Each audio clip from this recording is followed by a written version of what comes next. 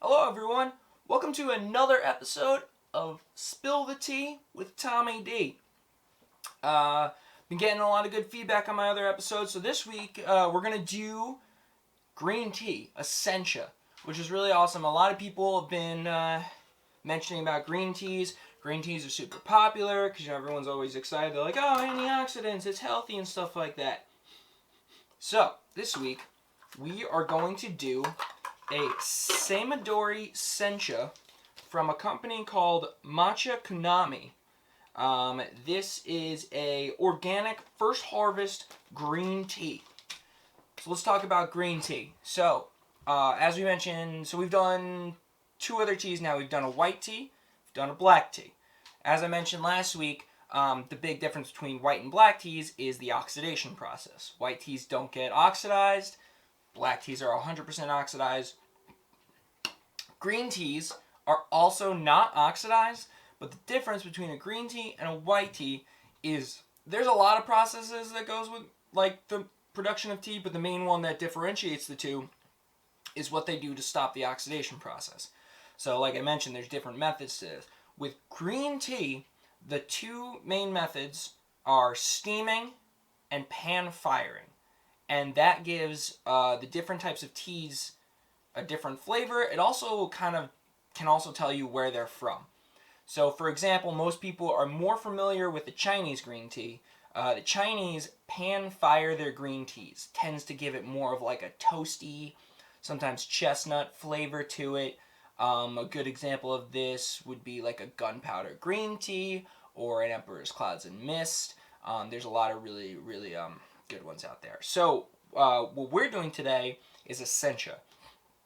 Sencha green tea is a steamed green tea. So instead of pan firing, where they put in like this big pan and heat it up, so that gives it that toasty scent.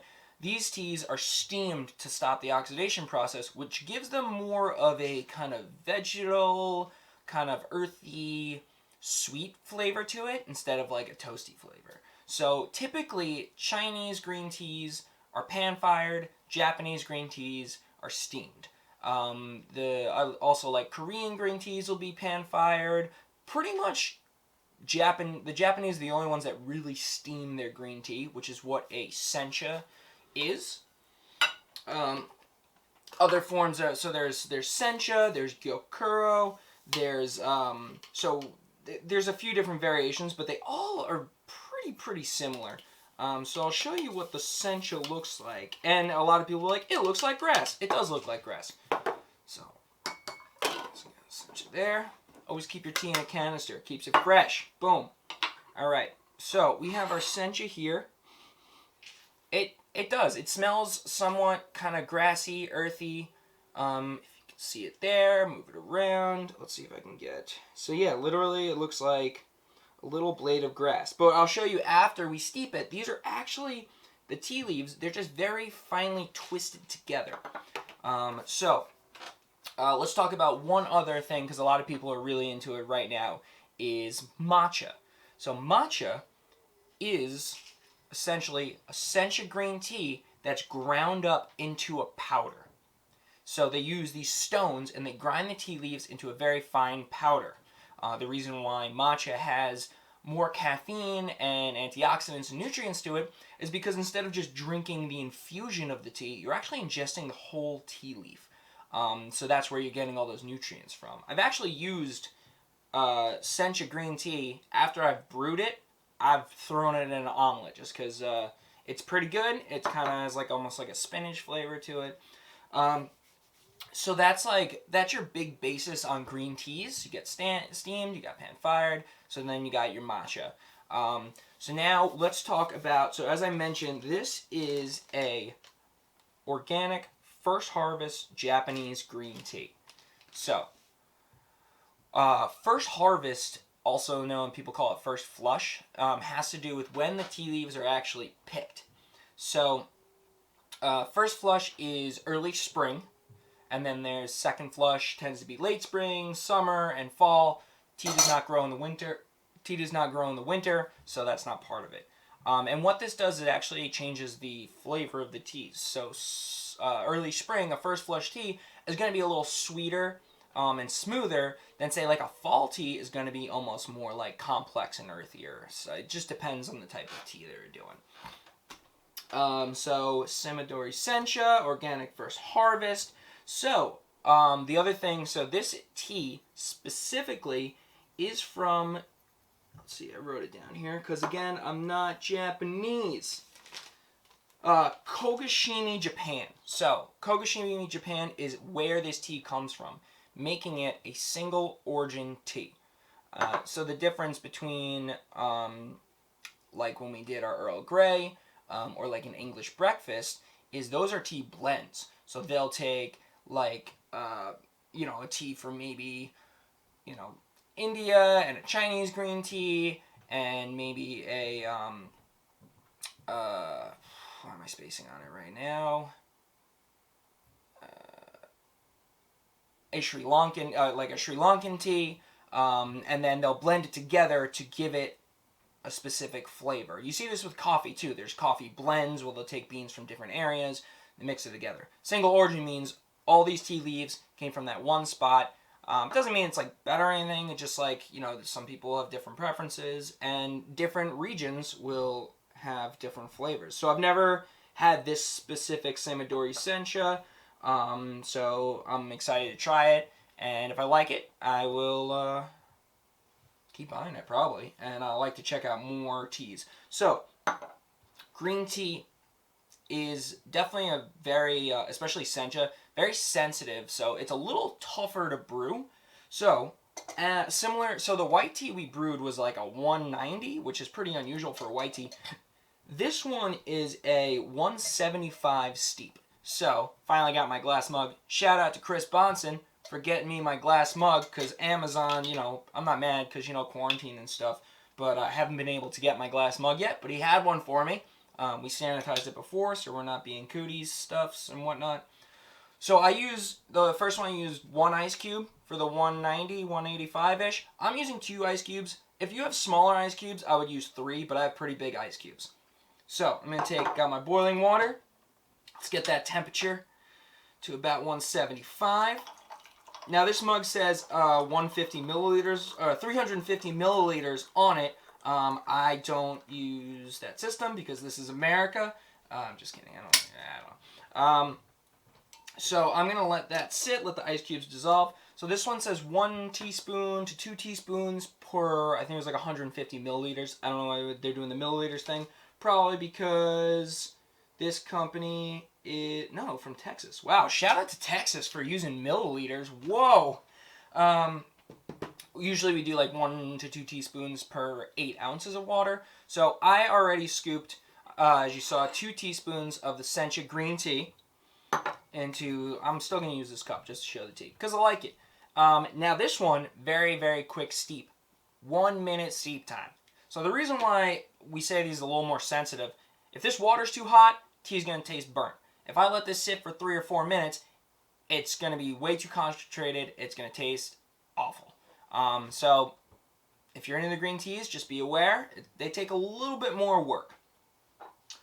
Alright, so got my 175 water, got my 2 teaspoons of tea, and now I'll let this sit here so everyone can watch if you don't want to hear what I have to say. But I only have a minute, so ready? Boom. Alright, so over the weekend I got, I was supposed to get married in April this weekend. I didn't because of the virus. But people drove by, we did like a front lawn, social distance drive-by wedding. So from now on, I'm just going to say I'm married. Like, look, boom. Check it out. Sorry, ladies and gentlemen, I don't know, 2020. Like, everyone's like, oh, but you didn't actually get married. Like, I didn't sign some papers. So what? Oh, because I don't get tax breaks yet? I'm getting, the ceremony and the signing paper, all that nonsense is in July. Like, it doesn't matter, right? It's stupid that everyone's like, well, you don't actually get married until you sign a piece of paper, and then the government, blah, blah, blah. I don't even know. People were getting married way before we had to sign papers and, be official or whatever. Like, I don't know. I'm calling her my wife. I'm wearing the ring. I feel like we've been planning a wedding for 2 years. The date, we're going to keep that date. Okay, the tea's done. So you see what I'm saying? It's just a very, very quick steep time. Boom! All right, let's take this out. But yeah, so I'm happy about it. You know, it's just, who cares? You know, I get, as long as everything works out, which it did. Look at that color. I love, the Sencha is really cool because like a Chinese green tea will kind of do more of a, kind of more of a paler green. A Sencha kind of has almost like a neon green to it. So see how nice that cup is now. Look how we can see everything about it. So, all right, love Sencha. All right, so we're gonna I'm gonna do my tasting. So as we usually do, we sniff.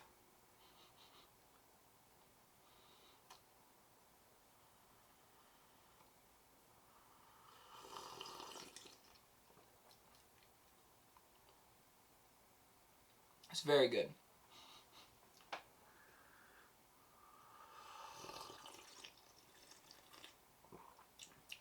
Absolutely. So definitely good Sencha.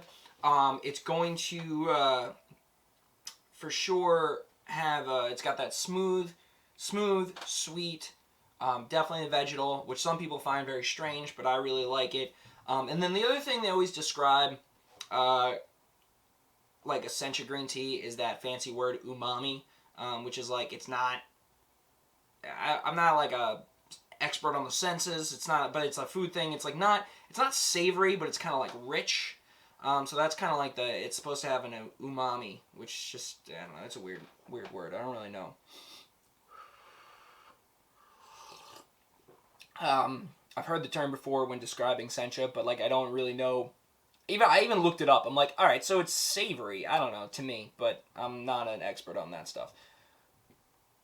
But I do love tea, and this tastes amazing.